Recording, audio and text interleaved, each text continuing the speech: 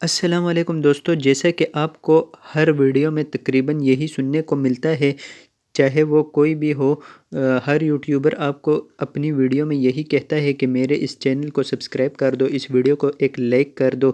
لیکن دوستو، آج کی اس ویڈیو میں آپ کو یہ نہیں کہوں گا، بلکہ آج کی یہ ویڈیو اگر آپ کمپلیٹ اینڈ تک دیکھ لیتے ہو تو میں دعوے کے ساتھ کہتا ہوں کہ آپ چینل کو سبسکرائب کیے بغیر اور ویڈیو کو لائک کیے بغیر جا ہی نہیں سکتے، کیونکہ آپ کو دوستو کسی عام انسان کا نہیں بلکہ رسول اللہ صلی اللہ علیہ وسلم کا بتایا گیا عمل بتانے لگا ہوں۔ یعنی اگر آپ کی بھی کوئی حاجت ہے، آپ بھی چاہتے ہیں کہ آپ کی کوئی حاجت پوری ہو جائے، تو آپ کو آج کی اس ویڈیو میں ایک ایسی آیت مبارکہ کے بارے میں بتانے لگا ہوں کہ جس کو پڑھنے سے انشاءاللہ عز و جل آپ کی حاجت بھی پوری ہو جائے گی، اور دوستو یہ بھی ہو جائے گا کہ رسول اللہ صلی اللہ علیہ وسلم نے فرمایا ہے کہ یہ حضرت یونس علیہ السلام نے بھی یہ دعا پڑھی تھی، تو ایک قسم کی پیغمبر کی جو سنت ہے وہ بھی ادا ہو جائے گی۔ دوستو، جو میں آپ کو آیت مبارکہ بتانے لگا ہوں وہ کوئی عام آیت نہیں ہے، بلکہ بہت ہی خاص آیت ہے اور اس کی بہت زیادہ فضیلت بھی ہے۔ تو دوستو، جاننے کے لیے بنے رہیے ویڈیو کے ساتھ اینڈ تک۔ لائک اینڈ سبسکرائب بے شک مت کیجیے گا، لیکن ویڈیو کے ساتھ اینڈ تک آپ نے لازمی بنے رہنا ہے تاکہ آپ کو عمل کی سمجھ آ سکے۔ تو دوستو، عمل کیا ہے سن لیجئے۔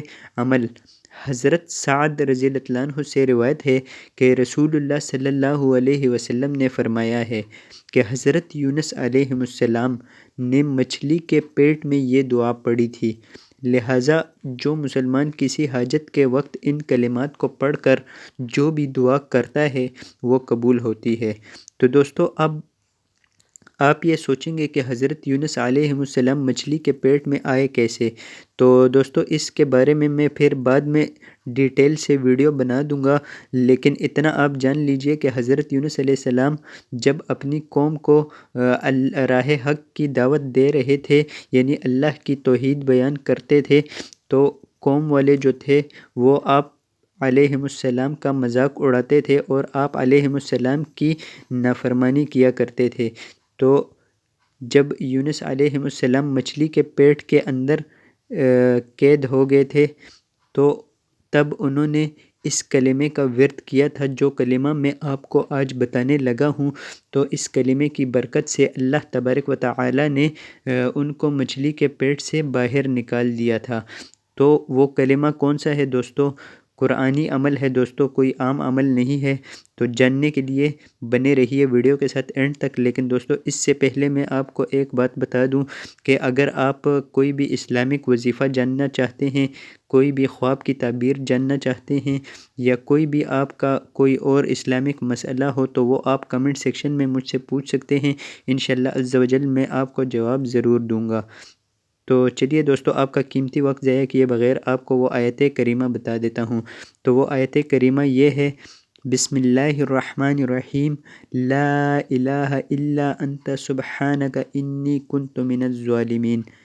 تو دوستو، اگر آپ کی کوئی بھی حاجت ہے، چاہے وہ حاجت چھوٹی ہو چاہے وہ حاجت بڑی ہو، تو حاجت کوئی بھی ہو سکتی ہے دوستو۔ نوکری اگر آپ کو چاہیے ہو تو یہ بھی آپ کی ایک حاجت ہے۔ اگر آپ کی شادی نہیں ہو رہی، آپ شادی کرنا چاہتے ہیں، یہ بھی آپ کی ایک حاجت ہو گئی ہے۔ پیسوں کا مسئلہ ہے تو یہ بھی ایک حاجت ہو گئی ہے۔ دیگر دوستو، اب میں آپ کو کیا کیا بتاؤں، آپ خود ہی سمجھدار ہیں، آپ کو سمجھ آ گئی ہوگی کہ حاجت کس کو کہتے ہیں۔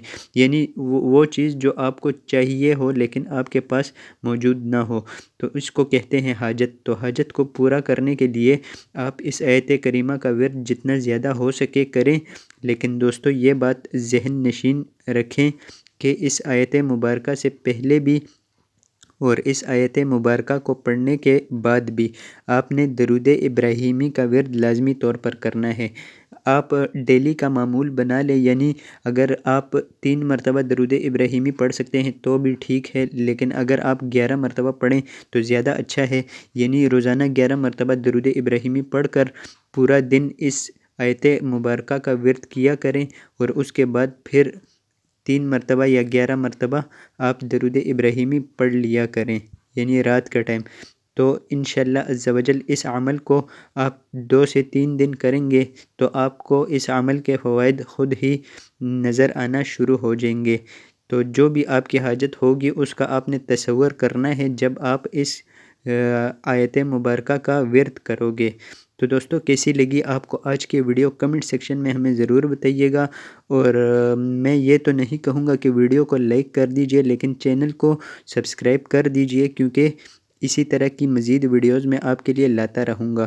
تو آج کی ویڈیو میں بس اتنا ہی، اپنا اور اپنوں کا خیال رکھیے، مجھے دیجئے اجازت، اللہ حافظ۔